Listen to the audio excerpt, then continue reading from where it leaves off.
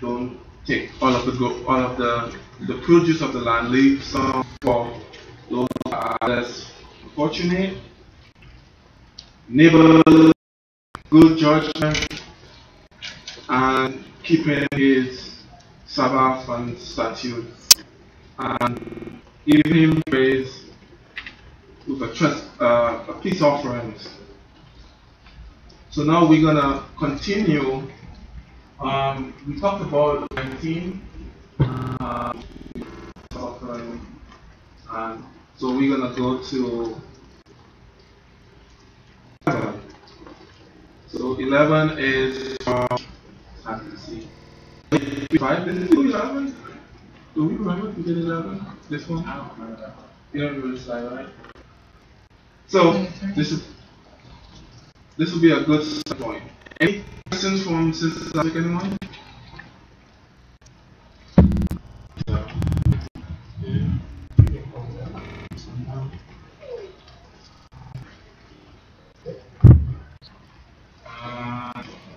Okay. This slide is about what? It says, when you shall come into the land, verse 23, and shall plant all manner of trees for food, then you shall count the fruits thereof as uncircumcised. 3 years shall it be uncircumcised, it shall not be eaten up. But in the 4th year, all the fruits thereof shall be kadosh, to praise Yahweh withal. The 5th year shall you eat of the fruits thereof, that it may yield unto you increase thereof, and I am Yahweh your El. So when you come to the land, what shall you do?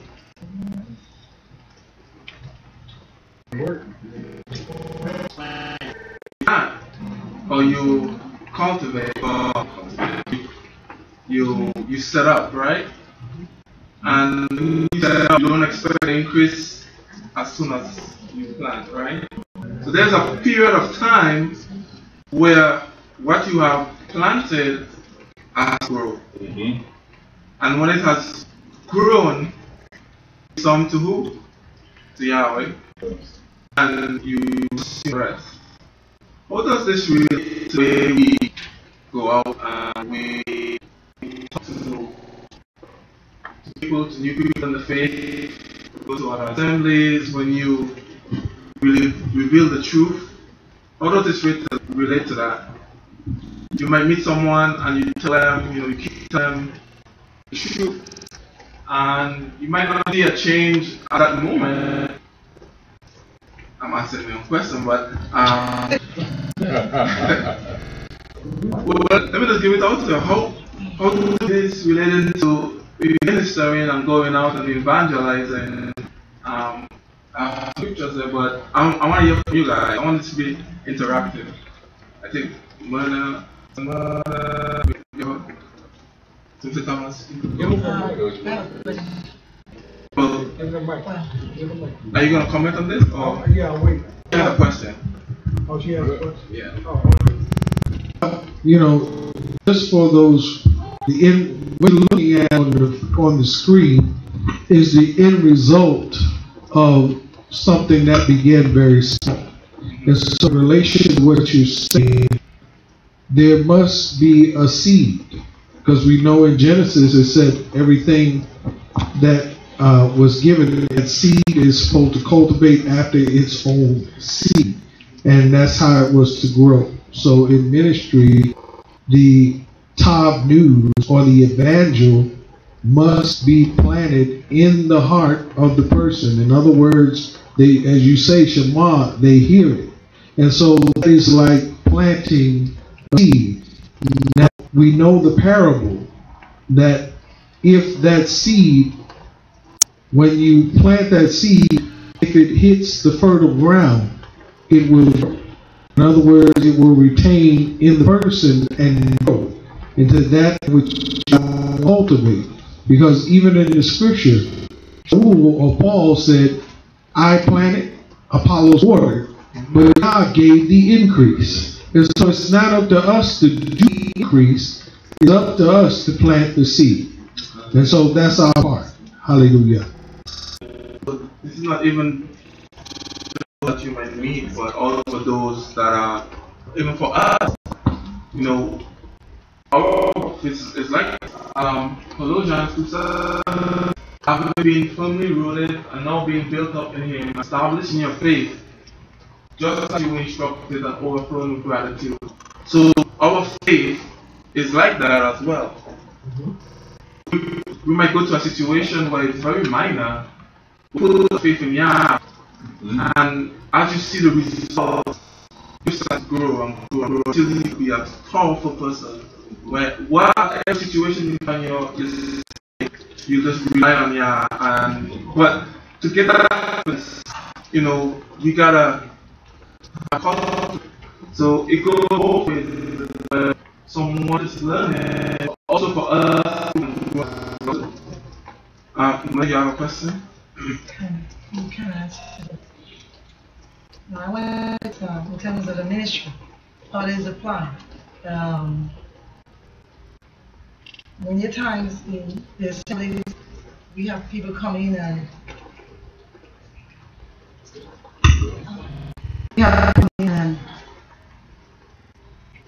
we don't give them time. We don't give them time to grow. We don't give them time to see. Okay, is that for long lasting? Is it short? And then we put them in positions that they're not pursuing. Even in terms of baptism, how do you look at that? Do you baptize somebody just because they say I'm baptized, or you have to see some fruit? Because I've seen both versions of it. So which one? Well, just going by this slide, right? It tells you there's a period of time that there have to be a growth, there have to be an increase, and that increase, then it's time for you to get from that increase, right? It's just like if you remember the parable of the what's the parable? The parable of the when the rich man is in my mind is blanking, where everyone got a talent, yeah, parable talents, thank you. Couldn't pick up that. And you know, everybody got a talent, and some people started rising and they got increased. And the one that gave away and got and whatever he did with it, he didn't get any increase. It's the same. After this amount of time, there's an expectation of increase. And if you don't, you know, the scripture says, if you don't, food is ready for what? To be cut down and thrown in the fire. I'm paraphrasing. So I would say, I totally agree with you that, especially someone you don't know and new, there has to be a time where they are in the process of learning and changing from one lifestyle to another lifestyle. But after a certain time, then they will be ready to go to the next step. And it takes wisdom to see when the step is. Yeah, just comment on what was just baptism. We see Philip and the eunuch. There's a great example. Now, what do we see with Philip? The Bible says that he was there in his chariot and he was reading the book of Isaiah. And Philip shook and said, "Do you understand what you're reading?" Now, what's the real dynamic here? Is that he had been studying, but he didn't have an understanding of what he was reading. But as soon as the man of Yah came along and helped him, and guess what? He was ready. What did he say? Well, now that I got the understanding of this, what hindered me from being baptized? Here's water. What does it mean? So what had happened? He had made himself ready by studying the word. So put in the position, there's people gifted. I'm using the word gifted. They're gifted in certain areas, and yeah, in your pathway, the assembly, I'm just talking about children, he may put the to help you get to your next level, and it may be only for a season. So maybe that's simply for a season. So I use this terminology when Elder Mickens first came here. it was 9 years before. And I remember saying, Minister, that I was a bear witness. I said, enjoy him while he's here. Because I knew that he had a lot to offer, so I said to him, enjoy him while he's here. Everybody got an uproar. Oh, you trying to put him out? No, it was 9 years later that we went while he was here. Then we all joined. So even though I said enjoy him while he's here, take what he's able to give to us and enjoy it. It just happened to be 9 years. But everybody thinks I saw something good in him at that time. And I knew it was to be. So I would say that when people have the ability to do certain things, use them while you have the chance and the opportunity. Because if it's not of Yah, what did they say? They said, if this is not of Yah, talking about the disciples, they said, this is not of Yah, it's nothing. So you got to, I'm talking to myself too, let's have a mindset in a form that we can see items. Use them for, I don't want to use the use. Let them show their talent. Everybody in here, what do? I give you opportunity to show your talent and your gift. Why? Because that's how y'all will be able to say what did he put in you. And so I don't say just automatically throw them in a place, but at the same time, if they have that gift of talent, okay, I'll do one more thing and I'm good at that. Brother Christian. Guess what he did? When he came in, he said, I'm playing drums. So guess what he did? I have that talent and gift to play the drum. I never had to ask him to play the drums. He has the gift and talent to play the drums. Now guess what? We will work on it from there. Hallelujah. So that's hopefully that can help.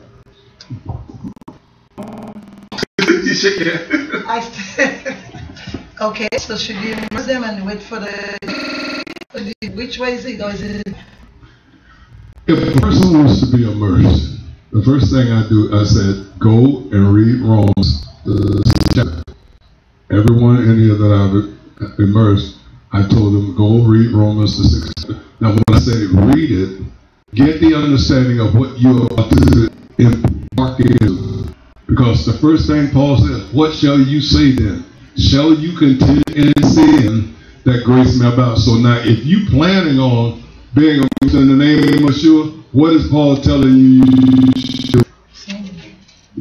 you should not continue? So my point that I hope that they are getting, if you plan to continue sin, don't do this. This is how serious, and I like for them to read the whole thing because that's how serious it is. And once if you have that understanding, and you feel like, man, I'm ready to do this, and we have to remember this. The person coming in doesn't mean that they're coming in already ready. As you said, Sister Murray, you have to be trained, take it through stages. Some people come in already ready. But some be mistakes. So that's the thing that I say. Read this. If you understand, are you ready to commit to this for what it is? Now, once you say you are, that's between you and Yahweh then. What did Philip do? What had he used for baptizing me? Oh, one more. Right here.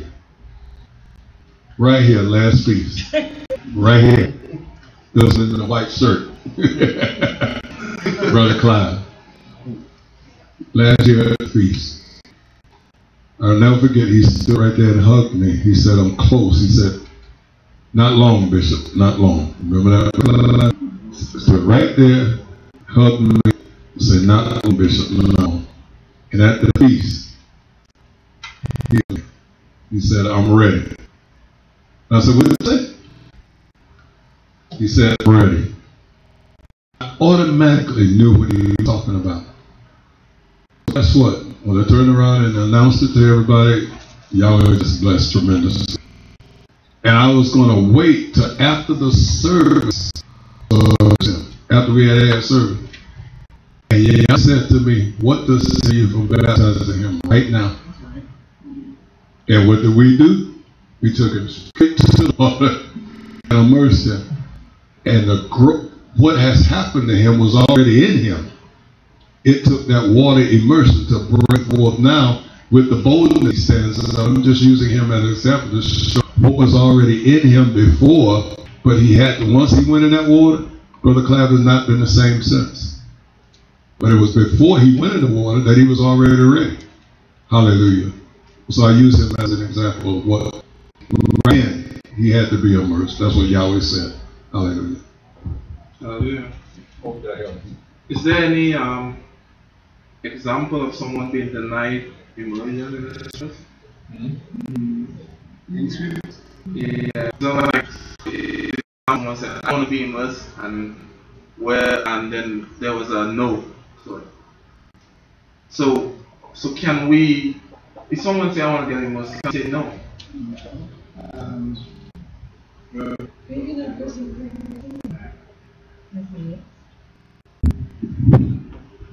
So we just lend some support to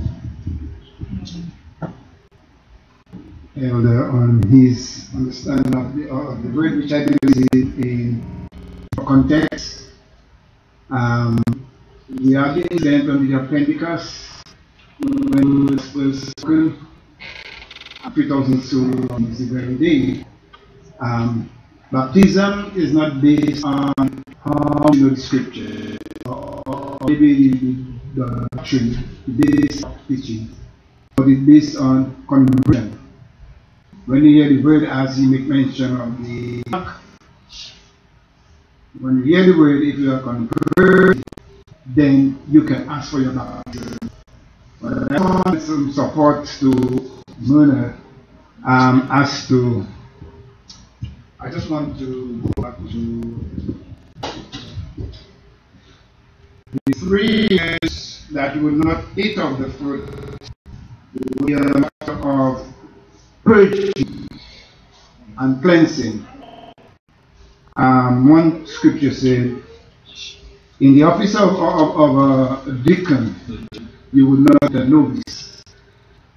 Because if you put a novice, then you're going to be filled with pride.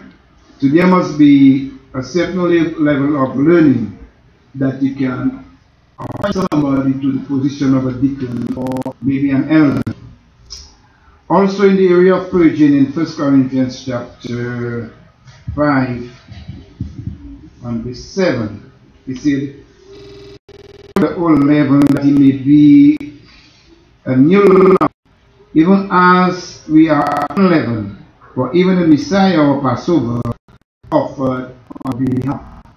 So I want to give support to Myrna that there must be a certain level of purging, because some within the assembly they might have various doctrine teaching. Now let me give you a clear example of what happened to me as my second immersion, and I only had 3 immersion. I only did 3 immersion.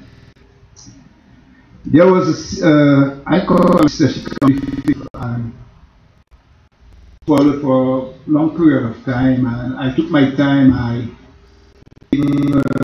asked this on version and preparation for baptism.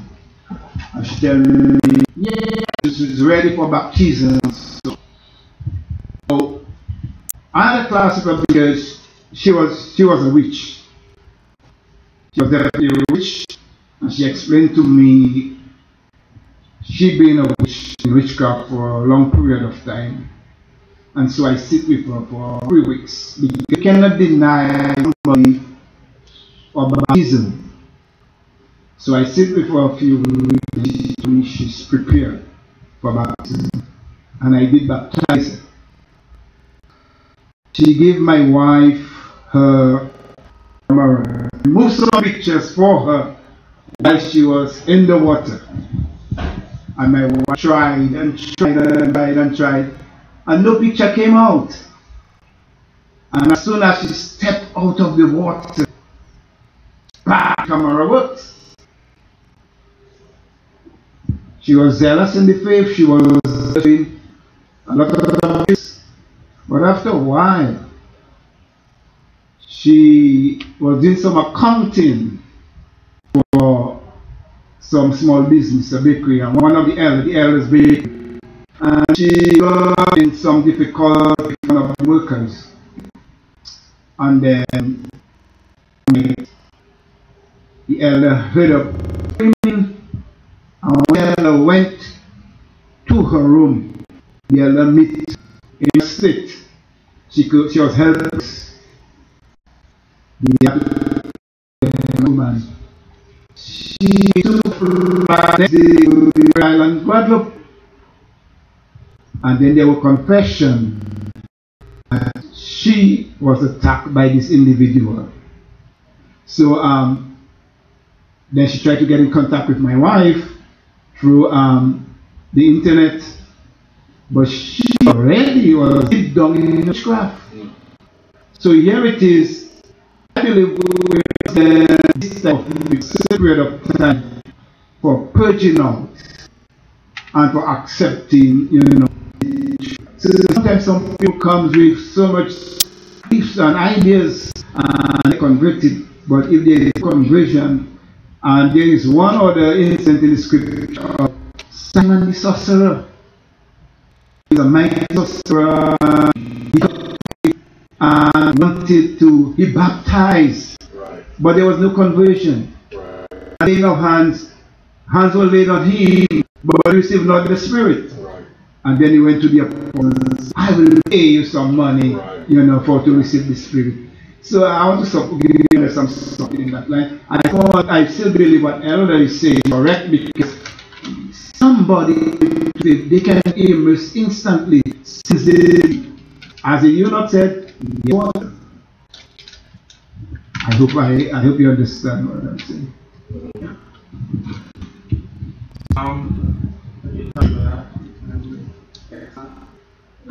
So along with that, someone highlight this. So first Peter, after you have suffered for a while, the L of always who call you, the still growing Messiah will protect from strengthful. Do you think also this planting, or when you get the land and you plant, right, it's almost as you get baptized and then trials come. Usually that happens with each other. Do you think that's a good analogy as well too? That things, and the result of going through things, you become a witness, a mighty, you will give testimonies, and you will give output and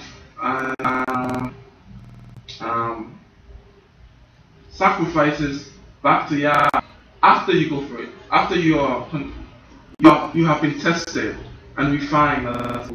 So I think it kind of goes, all of these different scenarios is really in play, and it's for us as well, that for whatever we might go through, even in the world, you could go 4, 6, 8 years of school, and after that you expect what? To get a job and then be productive. So there is always a time for you to grow.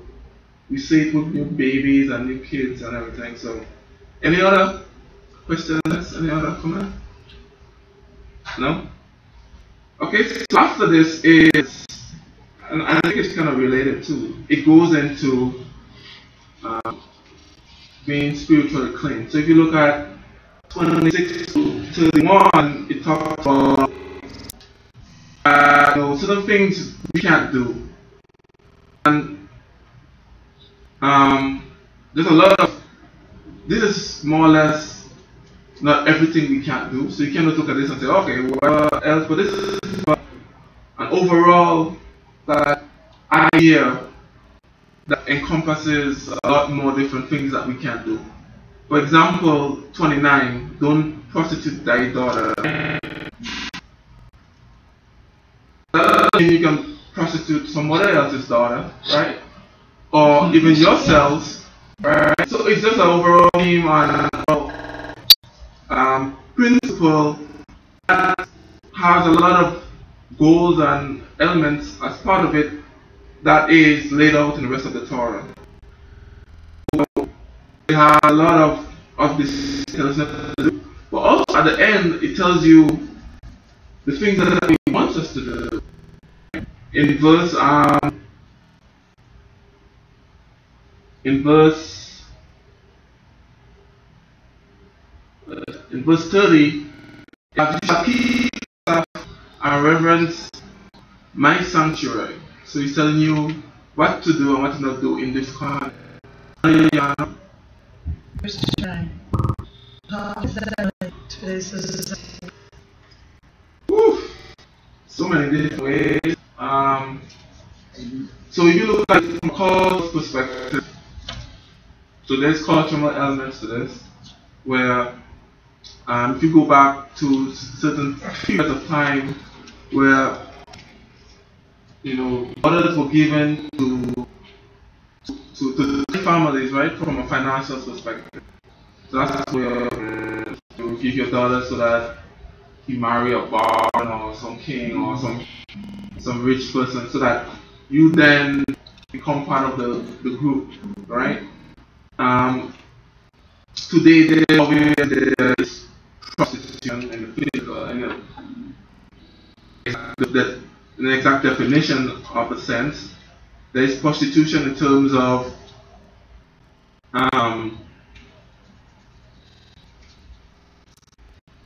might be too harsh, but like have you seen the documentary on pageants, little kids, right? So we have those type of pressures from the parents, not just pageants, we have it as sports too, certain things that the child probably doesn't want to be involved with, but the parents want them to do. I think that's kind of like a form of that. Also, just I would say that's in the lines of the thing. More, but I want to get other perspectives. I think Ella, Anton, you had a hand, but Mona, you had a hand up. Go ahead.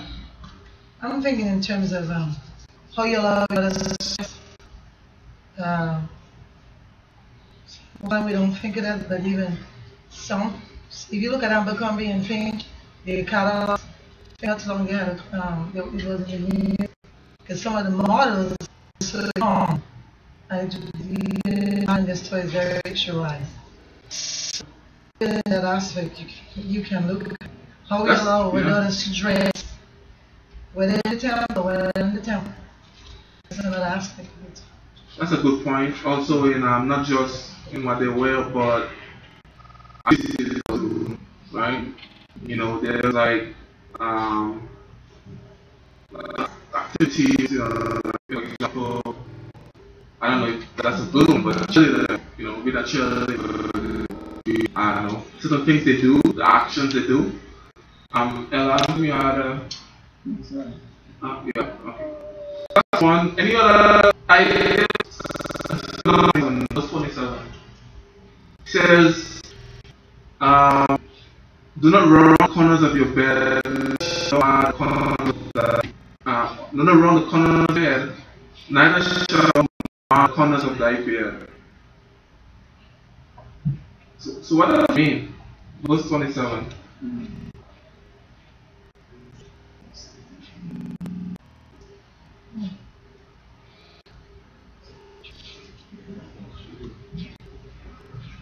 Can we not shave? Shave. So what or is it pointing to something else?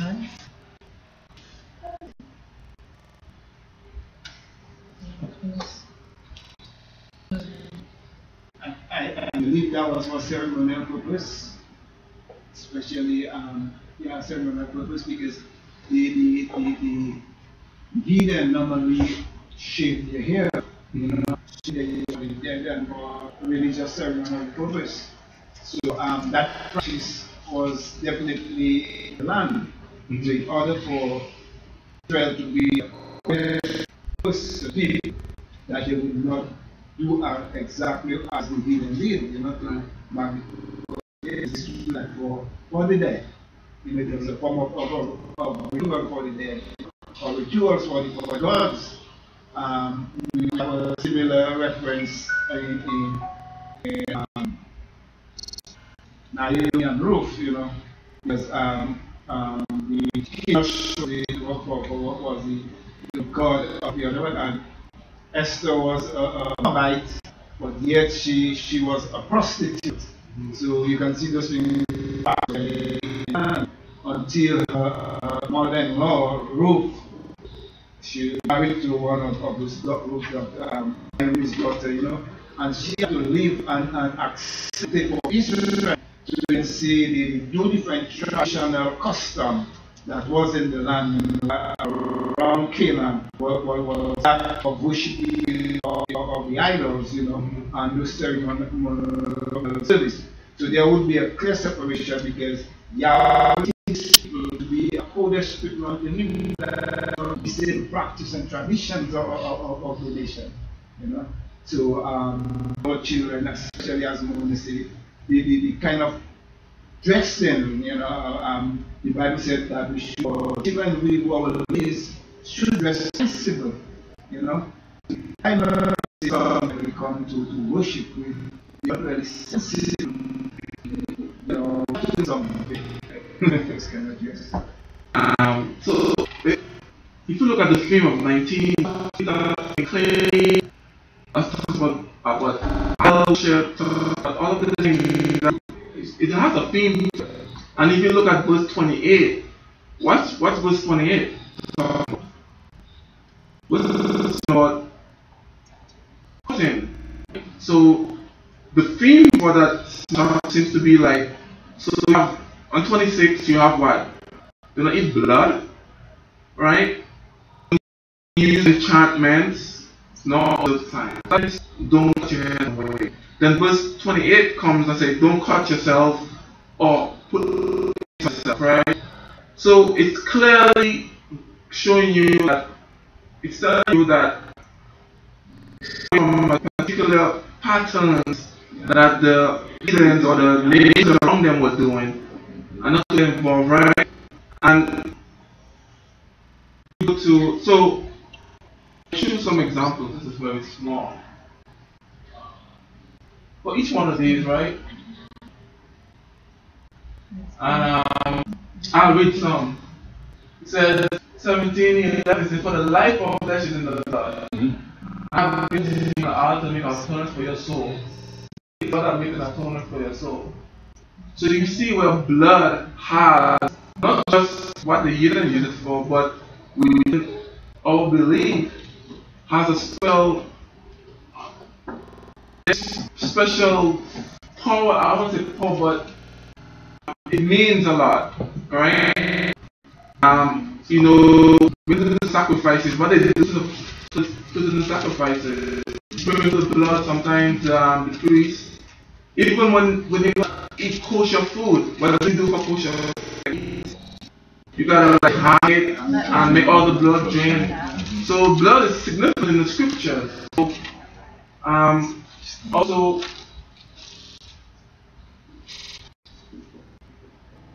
and to get into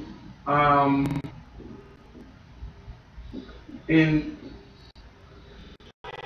for Jeremiah 65, it talks about when we're doing lamentations and mourning, right?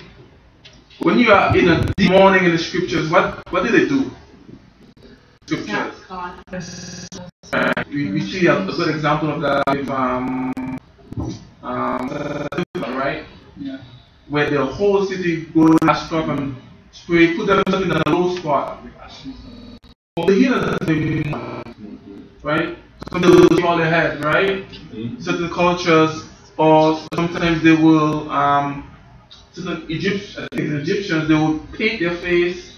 If you look at some of the tribes, they will paint their face and doing all of that. So we see that on Jeremiah 6:6, it says, both the great and the small are in this land. They shall not be buried, neither shall a man lament for them, nor cut themselves, nor make themselves bow for them. Right? So it's telling us what the other nations do. That's what they do. And we see a good example of that is with food.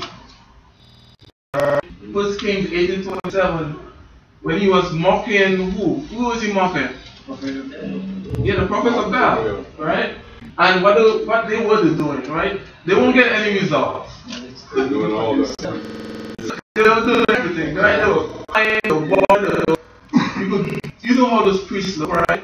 And they were cutting themselves, and they had all these things on them. So the tradition, even today in Catholic Church, yeah, because when it is non-doing penance, actually beat themselves and cut themselves with whips, with lashes. Right. So this traditional practice is still among them. I know if we who watched the Da Vinci Code? I saw. You saw it? There was a scene in there where was it the Da Vinci Code? I think it was the Da Vinci Code where it was the weird guy, and this thing he would take the whips with like the cuts, and he's like whip his back, and I was like, ew. See that, especially when you're going to really occulted type situation, they do all this. They cut themselves, in secret society, they will cut themselves, do a handshake to mix blood, which is everything you're talking about not to do. So a lot of these things, when you go into like some of those occult secret society, you're gonna see these things. This is like really for you, like if you're in like you're in some group and they're gonna and you start seeing some of these things, you're like, okay, you need to like see your way out, right?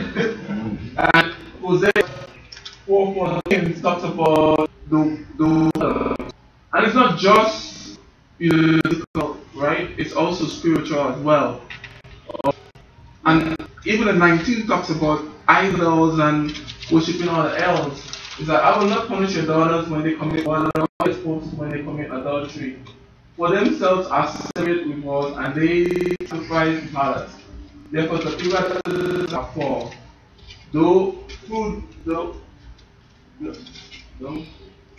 Israel played the harlot, yet the offense, I come not going up to Bethhaven, nor swear the El Liver.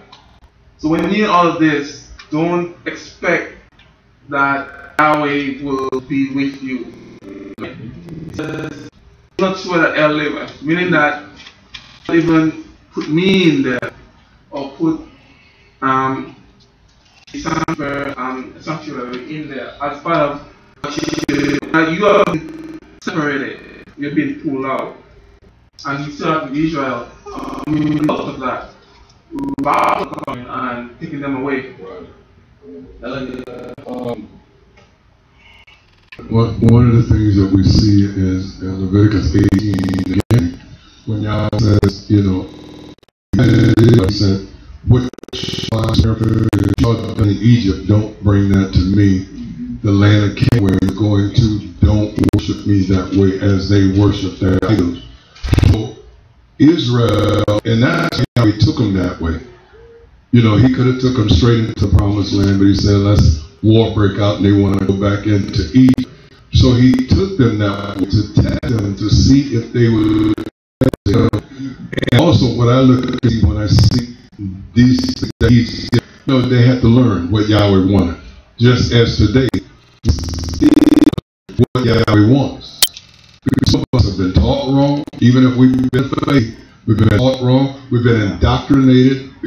Some of them coming from outside. We've been indoctrinated with stuff.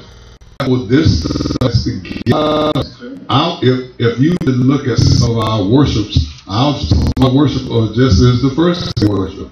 So is that the way Yahweh wants it to be done? Or is that the way we've been taught? We are traditionally mindset to think that that's the way. So when we look at these scriptures and we really understand them, then that means we have to change. And a lot of times it's hard for us to change because we've been so indoctrinated with certain things. But when then what we have to do, the same thing that he was trying to get them to understand, I want you having the mindset that these other nations have. Notice what he's doing. That's what they do. This is what we don't do. So even today, he's still trying to tell us that's what they do, but this is what I want you to do. Why? Because I chose you to be a set-apart people to myself. Hallelujah. So when we're saying that to him, he's really meaning that he's training them because they've been 400 years in Egypt since all the start. Yahweh is now he's deprogramming them to program his way. Hallelujah. Any comment on 19? Last slide for 19. The rest of 19 talks about how we should treat the strangers. And, some of it is kind of referred to what we already referred to. Like in verse 31, it talks about, familiar spirits, don't go after them. So the same thing that we kind of went over. I'm being honest. So verse 36 says, in just hints shall you have. We have to be honest, but that goes back to what we talked about last week, treating your neighbor as yourself, right? So it's really that's just in a different way and more insight. So any comments on 19? Okay, 20. So 20 is talking about same but different. So it talks really about family and wife, and your wife and your husband, and so a lot of what Ella Anson talked about today kind of relates to that a little bit. But also at the beginning of 20 talks about what, and it goes back to what we just talked about. It's with Molech, and that's something that is still not still with us today. It's still going on, even the same way they did it, right, in really obscure places. But also, it goes along with what we talked about. Kind of talked about a little bit of your daughters, prostituting your daughters as well too. It's in that same line. And so, I believe this should be.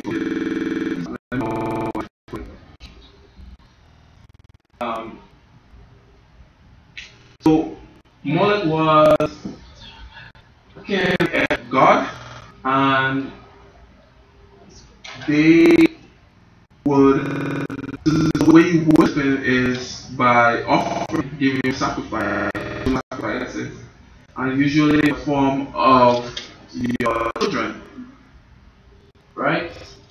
And so from verse 22 to verse 9 to verse 8, Yahweh is basically talking about anyone that does this, he's going to turn his back away from them. Right.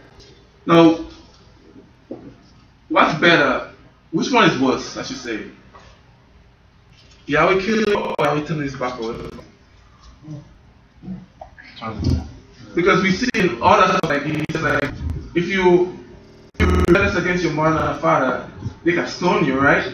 But now he's talking about if you make your kids part of fire, right, your baby, he's going to turn his back away. Which is more serious? Yeah. Go ahead. They both gonna lead to death? Yes. He turns his back on you. Just like what he did with the king. Put the mark on him. I'll say turn his back. What? I'll say turn back because he could make throughout. Oh yeah, rather die than suffer out, the rest. Okay, that's one view. They are his family. They what? They shoot him and then it doesn't. So he does die. In that. Yeah. But, okay, well, I'll get to that. Go ahead, in Acts chapter 7, he was talking, said, in starting 37, it talks about this is Moshe, which said unto the children of Israel, a prophet shall Yahweh your Elohim raise up unto you of your brethren like unto me. Him shall ye hear. This is he that was in the assembly in the wilderness with the messenger which spake to him in the Mount Sinai, and which are who received the lively oracles give unto us, to whom our fathers would not obey, but thrust him from them, and their hearts turned back again to Egypt. And it said, talks about the golden calf, but then it says in 42, says, then Elohim turned and gave up unto the worship host of the Shemayim or heaven, as it is written in the book of the prophets, O ye house of Israel, have ye offered to me beasts and sacrifices in the space of 40 years in the wilderness? Here's what he said about him in 43. Yea, ye took up the tabernacle of Molech, and the star of your mighty one Riphaim, figures which ye to worship them, and will carry you away beyond Babylon. And so there it is. You know, he said, yea, ye took up the tabernacle of Molech. So here's a witness what they hallelujah. Carried away. He turned to his back was turned. So yes, I'm saying that person will get stoned. But if others saw him and they did nothing, he's gonna turn back on him. So it's both. It's like turning his back and also stoned. I guess it's both. But also those that does not punish him after him for doing it in the land. So for pollution, that person is going to back away from them. And the way I see it is there's two things. Back away is really, to me, is like being completely cut off, right?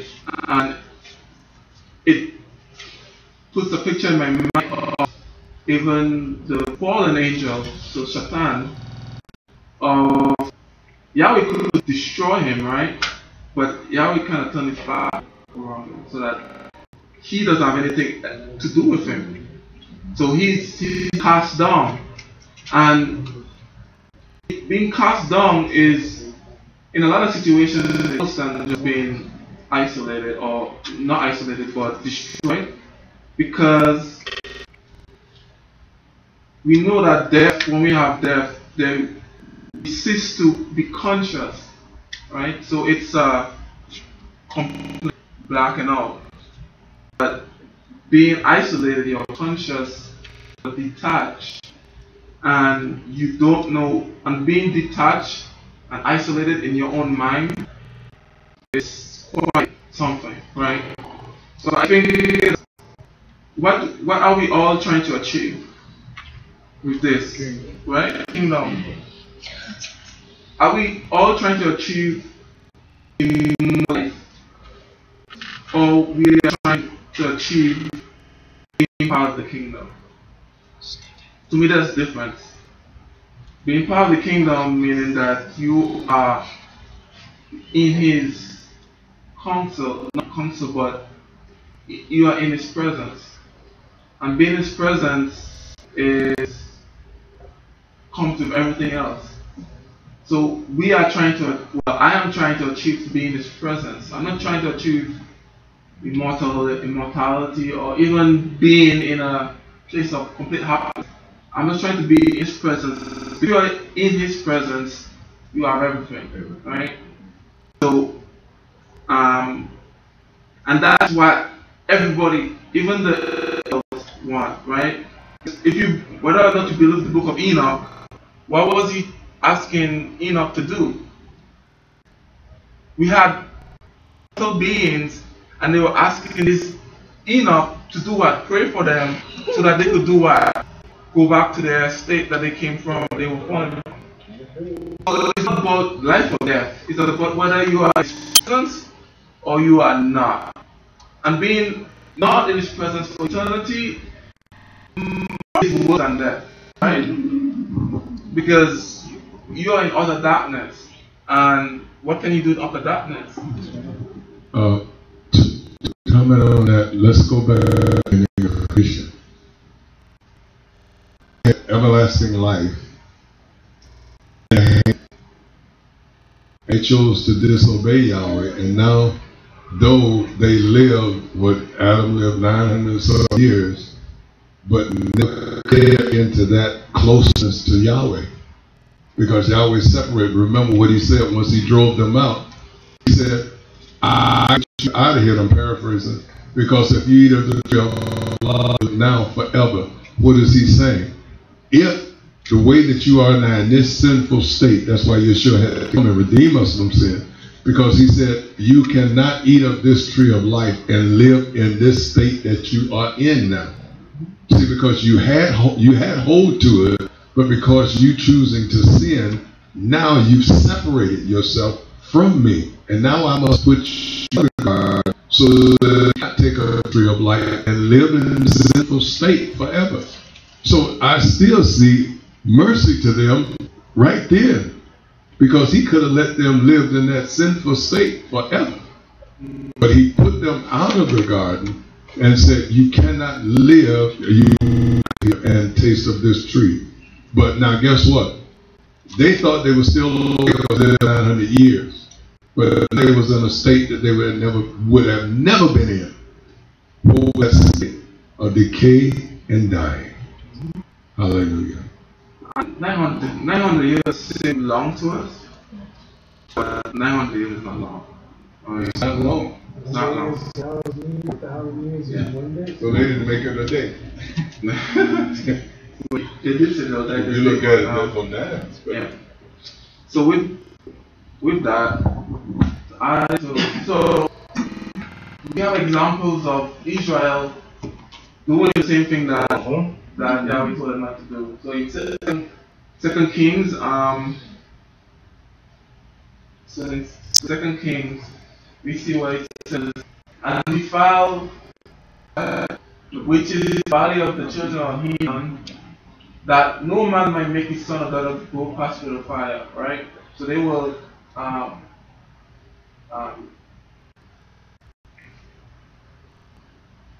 trying to be against that, which was, I think there was some of I need to look at all of that. And Deuteronomy 18:10 talks about another command of don't do the same thing, also with spells and everything else. So we see here that no one be from among you sacrifices the sons and daughters in fire. Right? Whenever we see the sons and daughters in fire, it talks about more like that is like his trademark or something. Right? And he must be blameless before Yah. So he's talking for us, but also for the nation as well. Right? And this goes, so with that said, in Psalm, it also mentions this in Psalm. Now the reason why I put this picture is, it just shows you that that's what I did. And you can't understand it. I tried to understand it, but I couldn't. But that's what people did. 106. It says, they serve the idols on which ensnared them, they sacrifice to them like their own sons and daughters, shedding innocent blood, blood of their own sons and daughters, whom they sacrificed to the idols of Canaan, desecrating the land with bloodshed. They defiled themselves by the action, became adulterous by anger. So, not only are you defiling yourself, your family, but you're defiling the land. And if you look at the inheritance and the land, they both go in the same. The land is Israel, and Israel is the land sometimes. If you want to, according to how you look at it. So it's important that sometimes when you, like, even in people, like in your homes, when you have certain things in your home, you bring in things. The same thing as the land. the nation is doing things, they bring in these spirits in the land, and that becomes part of the land, becomes part of what people experience in the land.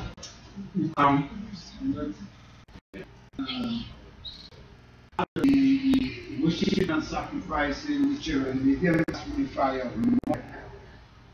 was real sacrifice. Sacrifice is children, real, you know. And cafe, right? Yeah. Huh? Yeah. This is the actual. Okay. This tradition is still going on in the Catholic Church. More like as it says Sunday, you know, they worship him. That he just got a different name, you know. That's why in Galatians chapter 20, chapter 5, verse 20, of the work of the flesh, where it's single the work of the flesh, witchcraft is one of the work of the flesh. So against the work of the flesh because witchcraft, and this is witchcraft, right? And today in 1945, within the Catholic in Spain, there was some children in the monastery and the convent. There was the convent and the monastery. There were tunnels between the convent and the monastery. Where the priest and the nun, bride of Christ, normally would meet. And there were children actually find cut to the stomach with something in the back in the center, which was actually sacrificing these young children to the Virgin Mary. So these traditional practices is going on in some churches, you know. So witchcraft is Israel get into witchcraft, and we warn them about that, and we punish. This is one of the reasons we punish them and scatter them for the nation. The comment that you have that's up there, that's not circled, they defiled themselves by their actions, became adulterers by their conduct. You know, just something, just throwing it out here. You said it still happens today. How many children we see on the posters from the post office to Walmart to milk cartons, missing children? It really does happen. It happens, and children, so many missing. You know, I say some of the detectives are wasting time because this is the end result. Not all of them, but most of them. That's the end result.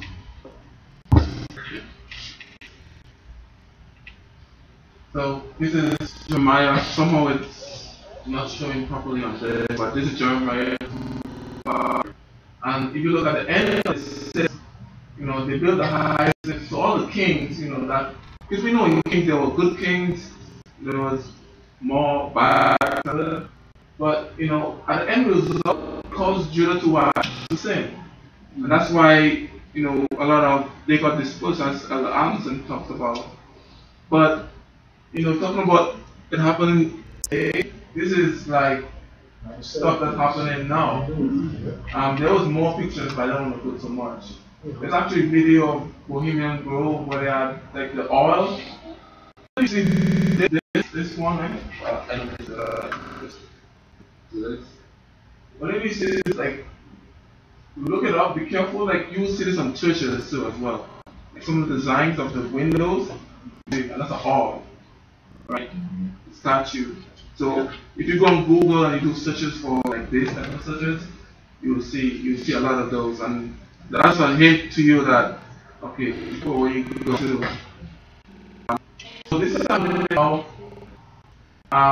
Some of the I don't know. I just found it was interesting. To see where we go and who we go with. Oh, children on the side. So let's talk about. Any other questions on this? Yeah. No, we can definitely see why the commandment is. That's right. Not going to be integrated in that likeness of it. So this was already there, and you always knew that Israel was going to see this, he gives the command, thou shalt not make unto thee image in the likeness of anything that is heaven above, and the waters on earth. Thou shalt not bow down. He does, they were doing. The nations, that's what they were doing. So Yahweh says to them, I'm giving you a command not to do this. You're going to see this, but don't do this. Hallelujah.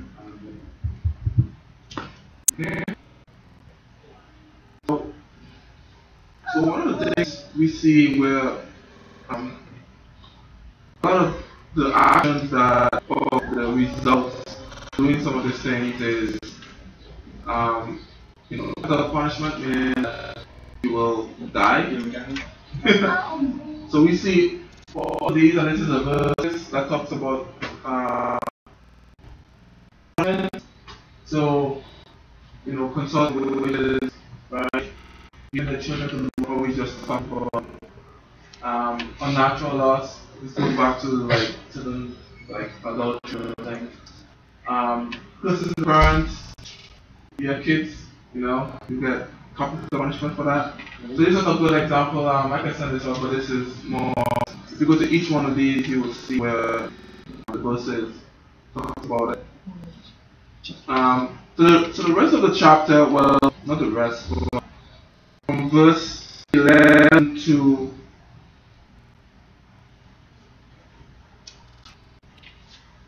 21 talks about marriage. What is in who to marry and what to marry. So I was looking at this, I was like, more or less this is straightforward. So I just wanted to talk about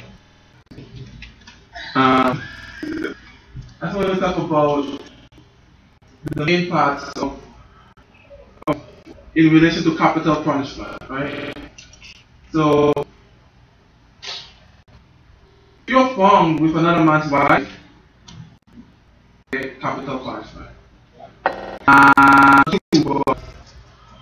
Both of them, right? Both parties. So today, what do you see today? All of this breaking up.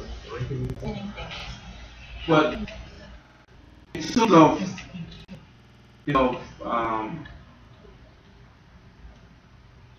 in terms of the results of what you see on TV, of this happening on the TV show, on the movies, what do we see? Broken families. Okay. What else? Well, one or both of the offending parties now after the one comes in to discover them. Sometimes they like. And the other thing, this is it affects the children, because children have loyalty to their parents, and when they it is the children torn. So it affects, in the sense of a broken family, it really does a number on the children. I would also add too, though, that a lot of the shows, whether it's movies or TV shows, makes it permissible to Encourage. Right? They encourage. If you and your wife is having a problem and it's a while for you guys to work out the problem, what do you see on TV? Well, you are not happy, so you want to make yourself happy, right? So you can do it. And it's permissible. She's not happy, I'm happy. That's what makes us happy, right? So we see that sliding scale of not doing the same, but also goes back to what we read in verse 19. Your daughter being watered to the land. This is part of it, right? Not following command. What does it say in generation? In this, when you are one flesh, right? If you go with someone else, what does that mean? You are free flesh. 1.5. Maybe breaking the covenant. So you're breaking, yeah. You're breaking You're breaking what Yahweh had authorized from the very beginning, going against that which he had decreed from the very beginning. It's one thing, as you say, for the man not to be alone, but it doesn't mean because even if the man feels alone, he can venture from his wife. I mean, because we're going to get to a whole bunch of other stuff going in that direction. God decreed in the beginning was that they wanted just them two. Right. Any other comments on this before we go to the other one? In verse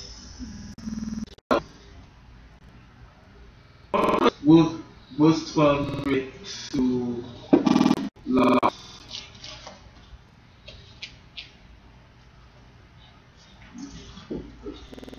Yes. So 2012. Who has 12?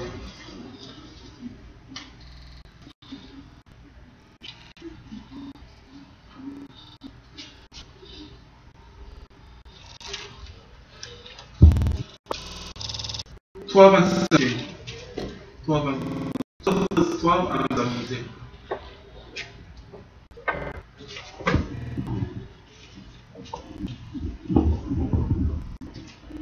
And if a man lie with his brother-in-law, both of them shall surely be put to death. They wrought confusion, and blood shall be upon them. Verse 17. The man shall take his sister, his father's daughter, and see her nakedness, and see his nakedness is a wicked thing. And they shall be cut off in the sight of their people. Hath uncovered his nakedness, he shall bear his iniquity. So, what happened with Lot?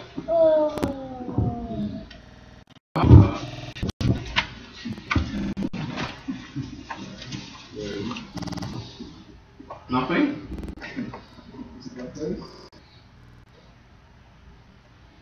Okay, nobody has a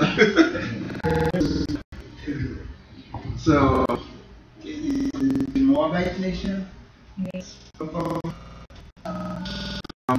case of what the Moabite nation. yes, go to Genesis.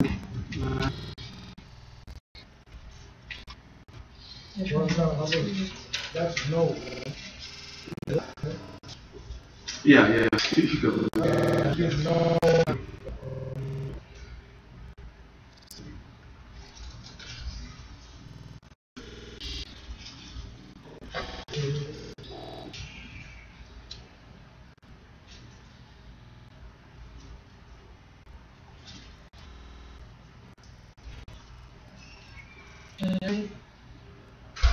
Go ahead. If you look in Zephaniah 2, I heard the report of the children of Ammon, whereby they have reproached my people, and magnified themselves against the border. Therefore, the leader said to Yahweh the host, surely Moab shall be as Sodom, and the children of Ammon as Gomorrah, even the breeding of nettles and blah blah blah. They shall have for their people, they have reproached and magnified themselves against the people of Yahweh first. So Genesis 19, verse 4. It says, I came to pass tomorrow that the firstborn said unto the younger, behold, I laid yesterday my father, let him that night also and go and preserve seed of all hearts. They made fathers drink wine. The young arose and lay him, and he perceived not when she rose, and nor when she arose. Thus bore the daughter child father. And the firstborn baby on his name was Moab. The same is the father of Moabite to this day. And the younger was named Shammai. He is the father of the children of Ammon unto this day. So you see where the Moabites and Ammonites were back to Israel. they are fun in their sight. So like, even during the days of David, where he had to constantly fight with them to keep the borders, right? So see where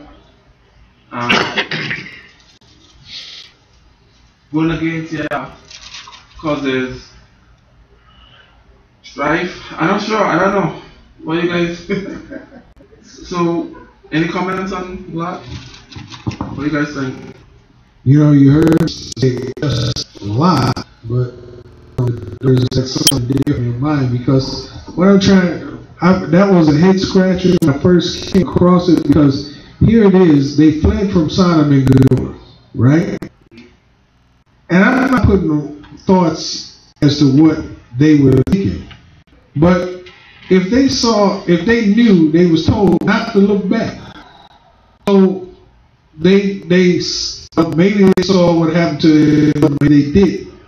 But somewhere in the back of their mind, maybe there was no man left alive. And I'm not putting saying they thought, but it's a possibility. And who knows, if they watched their mother turn to pillars, you know, maybe they saw that too. You know, I'm not saying this is their reason for doing it or giving justification for them to do it. But somewhere in the back of their mind, they're probably saying there is no other man on the earth after we saw that. Well, they could have thought it was all over the earth. But you know, the thing, and I said, why didn't they wait and see? Why didn't they just wait and see? But you know, I don't know what the priority was there about seed. You know, that's a head scratcher. Why they couldn't wait? That's a head scratcher. So doing those things that I did again. So what David did with what is we should do, and how do we reconcile what David punished was with what the punishment is, right? We came to David. Now, before we even get to this, God said he was a man after his own heart. Mm-hmm. And there was nothing on him. Because even after he did things, he said, all you had to do was ask. All you have to do was, you didn't have to go this route. All you do was ask. And he would have surely provided. So, you know, that just shows you when you go back to the garden, the lust of the flesh, the lust of the eye, the life. They have a momentary lapse or pause, and those things get a hold of him. He saw the lust of the flesh. He experienced the lust of the eye. And I'm the king. I have what I want. I can take what I want. So what was in the beginning, in this moment, he experienced all three of those right there. Afterwards, came to him and said, thou art me. Mm-hmm. And so, immediately, he repented. That's right. But this seed could not be the seed of the lineage of a king. It had to go. That is a corrupt seed. So that's that seed had to be eliminated. And so it may seem like a rough thing, but when God speaks and makes a promise, it has to be kept. The seed had to go. So the next seed that came continued the lineage of what Yah intended. Just like Abram, trying to help him out. You know, Abraham, look, go on. By her I may have children. But that was not the seed of promise. He told him, one was going to come from your own loins. And so that seed could not be the seed of promise. And the one that came from his loins, that was the seed of promise. So we see two instances of the seed where man to that which I had intended. Sarah, and then himself doing it to himself, David. Because Yah had a plan. And when that seed came along, and David had his momentary lapse, he didn't understand. But he was wise enough to repent. He was wise enough to do that, so that the lineage could be continued. In other words, he did not do David like he did Saul. And just because he could always raise up somebody else to go in the lineage. But the action, like we said, by your actions, we just read it up there a little while ago, by their actions, his actions caused him to continue after he found out and realized his action caused him to stay in the lineage because he repented. And if he repented, how much more for us? Hallelujah. Yah is faithful. Hallelujah. And he has to make intercession for us. Hallelujah. David, I just want to strengthen his point. Yah shows two characteristics of himself. One way he accepts your repentance, your confession, and have mercy. So it shows that Yahweh is a merciful Elohim. So he showed mercy upon David because David acknowledged, and that will go Ezekiel, where he said, if you turn from your ways, the day you turn from your ways, Yahweh will forgive you. But if you doesn't turn from your wickedness, then Yahweh will never have mercy upon you. So it's the two personalities of Yahweh. Because that acknowledgement and that forgiveness of David did not go unpunished. He said, David, the sword shall not have your house. And Absalom, which was David's favorite son, Absalom tried to take David's wife. So in David's dynasty, there was serious from the lineage of Israel. So that's why he said it overturn the throne until he who have the right to the throne come to, you know. So we can see that within the context of the story. Okay. Comment on David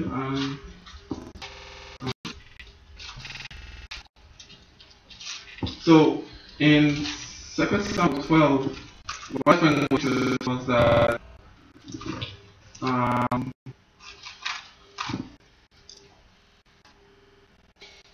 in 2 Samuel, and that's when the prophet Nathan is talking to David.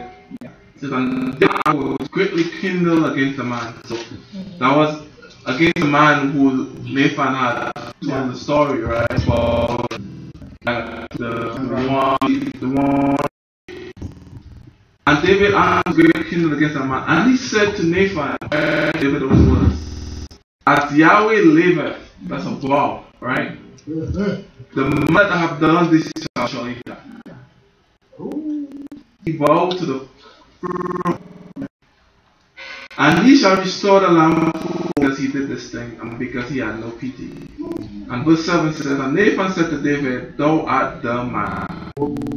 Thou sayest Yahweh El of Israel, I anointed thee king of Israel, and I delivered thee out of the hands of Saul. I gave thee thy master's house, and I gave thee the house of Israel and of Judah. If you had been too little, I would have moreover have given unto thee such and such things. Therefore thou hast the commandments of to do evil in his sight. Thou hast killed, so it's not just his wife. Thou hast killed Uriah his life with the sword, and hast taken his wife to be his life, and hast slain him with the sword of the children of Ammon. we see where he goes back to the children of Ammon, which was done by the daughters, right? So we see where it's all linked. So there's two things. There's killing Uriah, right? He took him that he killed Uriah, and he took his wife. Both of these things have the punishment. But we are saying that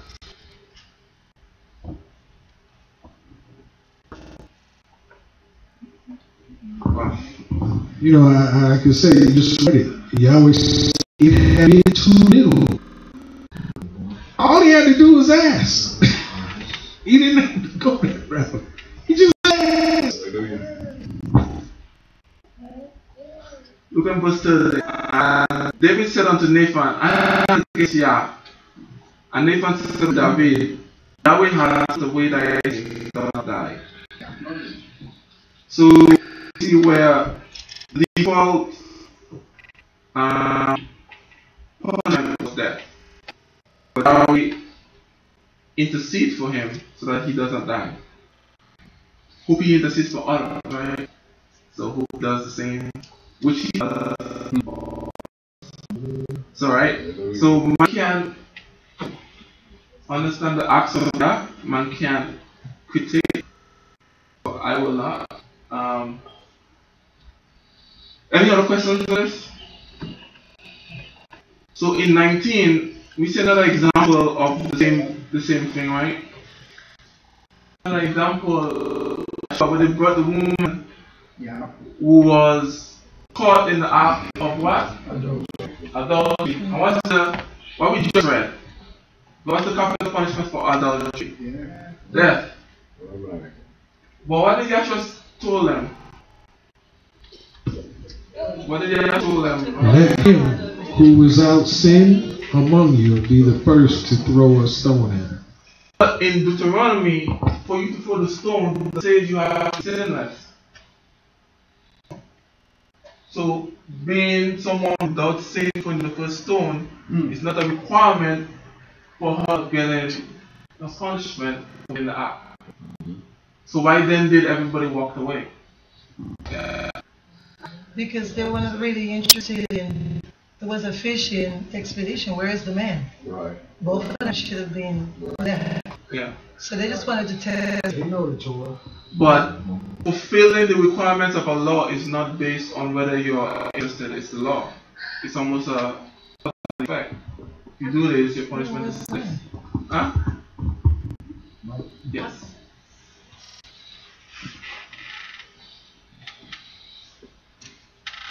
After that, now stays on purpose, and then they have to answer the same thing for in a sin they have done.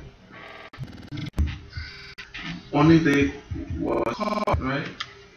In the sin. So then, yeah, you get into it, right? It's not a physical thing that they were scared of. It was, you know what it says in Revelation, right? Everything, whether it's here or here, it's in the book of what?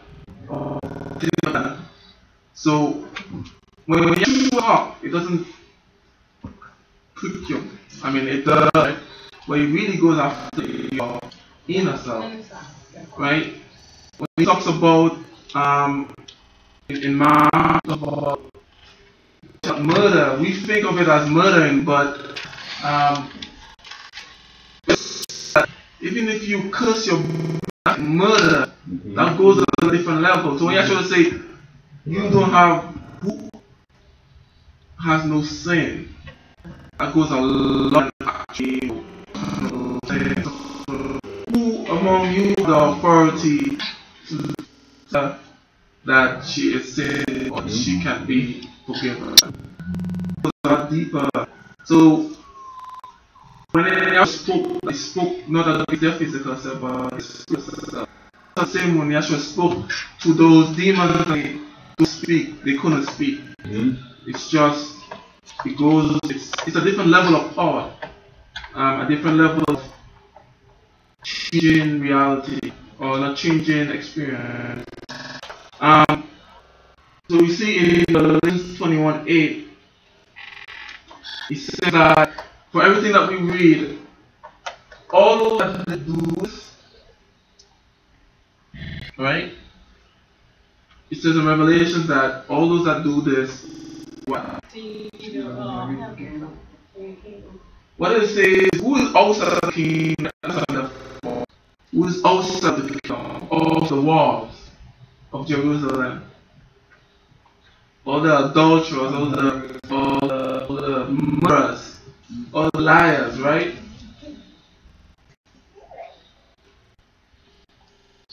So all those that do these things, all those that do these things, all those that do these things, all those that do these things, what is the result? Not just the first one, but the second one. Right? The second death. What's the second death, everyone? Huh? What's the second death? Spiritual death? Absence.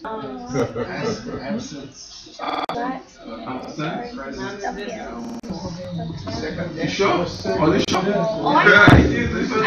What? The lake of fire and salt. Oh, there you go. So who's thrown in the lake of fire? And all those that what? Follow him, right? Mm-hmm. Who is going to be following him? Those that do sorcerers, right? Murderers. Yeah, it says, and death and Hades were cast into the lake of fire. This is like death. Yes, I did. What? I want that, man. Any other questions?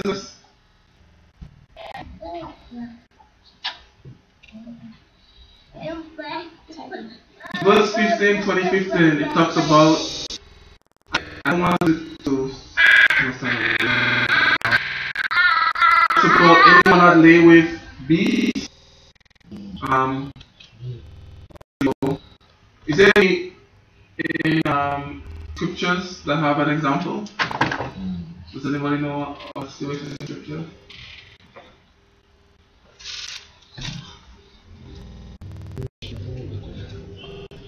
But we know that the nations around them did this, right? Right. Because a lot of these things, especially 19 and 20, things that the nations around them do. So we know them, right?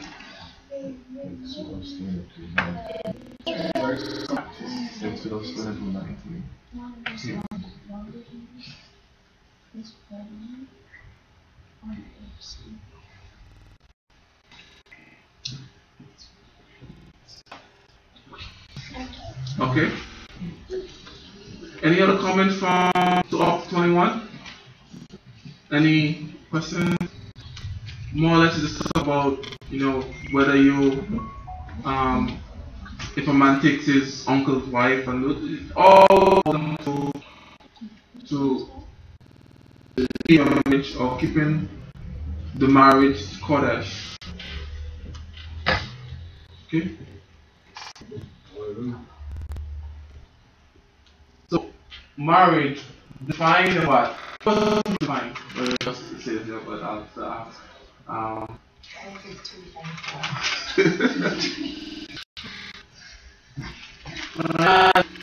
Marriage, I want to talk like authority on marriage, but I'll just say what this, I like this slide because it tells you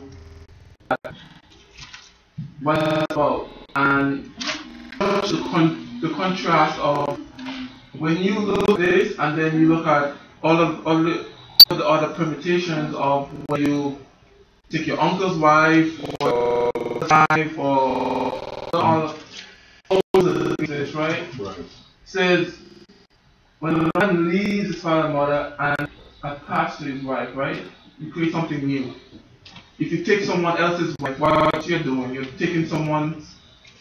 You're not creating something new. You're creating something that's already established. They become.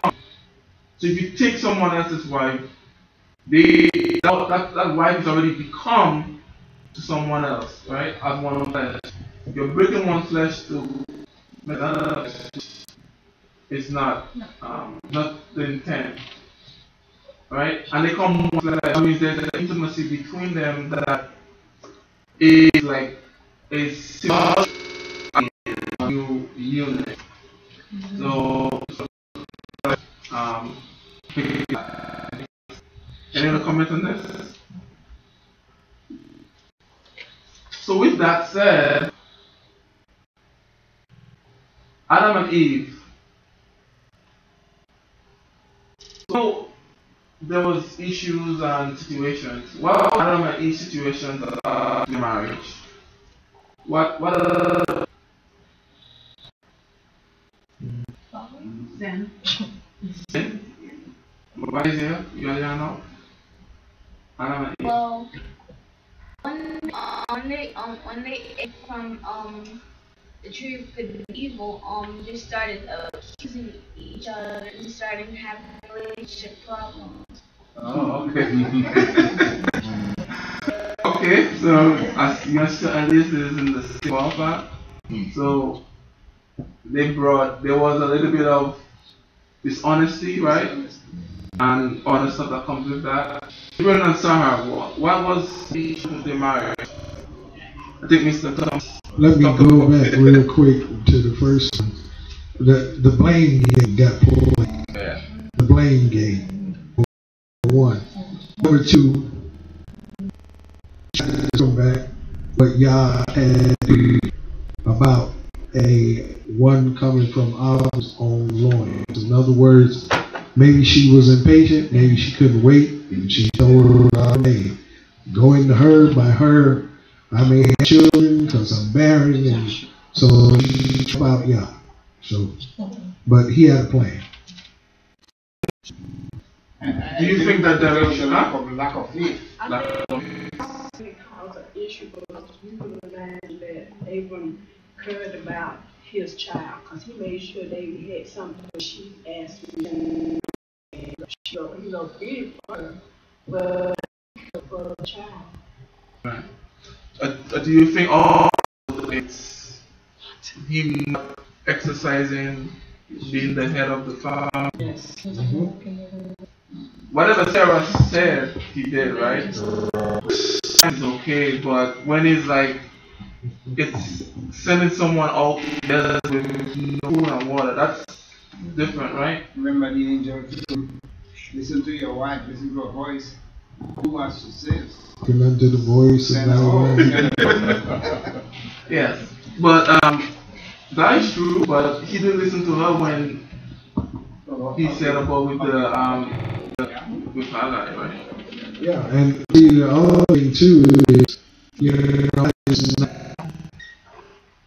unrighteous because when the child was about to faint, the messenger came to Hagar and said, y'all see, and he took a great nation because he is what?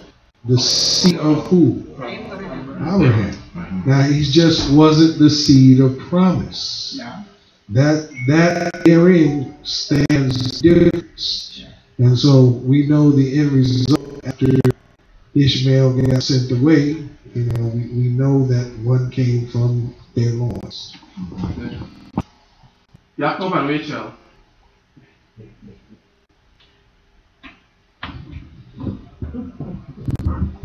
No? What did she do when they She had idols. idols? So she took her father's idols. And those idols carry them spirits and those things. So there was a little bit of trust issue, I guess. Because she was still, for her, in my opinion, to take those items, she was still worshiping it. She wasn't really trusting him or God.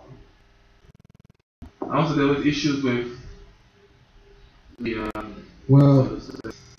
she was barren, and that was an issue between the sisters because one was fertile and one was not looking at your sister have children and you like, husband, how can I have children? And what do you say? Am I in the place of Yah? Yeah. In his time, the children came in his time. Not when she wanted to have them, but in his time. Hallelujah. So with Ruth and Boaz, we just had Ruth. Please review sister. I think Ruth and Boaz, I think it was because Ruth originally was from where she was from, because they had Moab, because they were separated from them, and that was one of the nations they wasn't supposed to live with, and that's what made. I think will bring issues. So there was the issues with, but they overcame it, right? Yes. Right. So well, it goes on to say, we read it in Isaiah, him that joined themselves unto you, and that's what she did. Yep. So David and Bathsheba, we talked about that, right? What about Miriam and Joseph?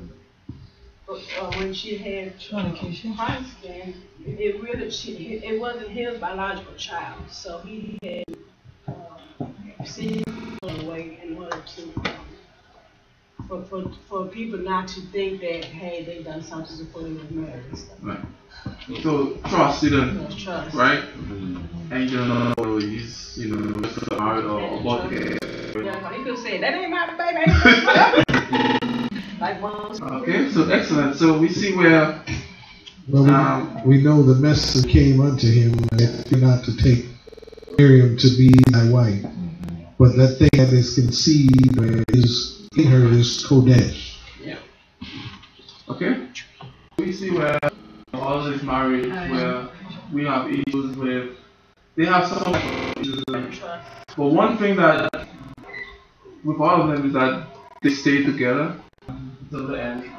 So there are always issues in everything that we do. Because we live in an imperfect world. You can't expect perfection. So, okay. So the chapter is talked about clean and unclean foods. Right? And it goes along with the two chapters. Talk about how to keep yourself, the things that you do, your actions, make it right before you are. So, and it goes along with also what you consume. Eat, make sure that you don't eat food that will corrupt your temple, right? Your body. And this is a more like food about clean and unclean, and this is a good visual representation of the different animals. Like, a lot of friends at work, they like this one down there, the crabs and the lobsters, and I'm like, no, I can't. We love them. If everything that we learn, we have a lot to learn, right? And we are growing constantly, we learn more. But we do know that,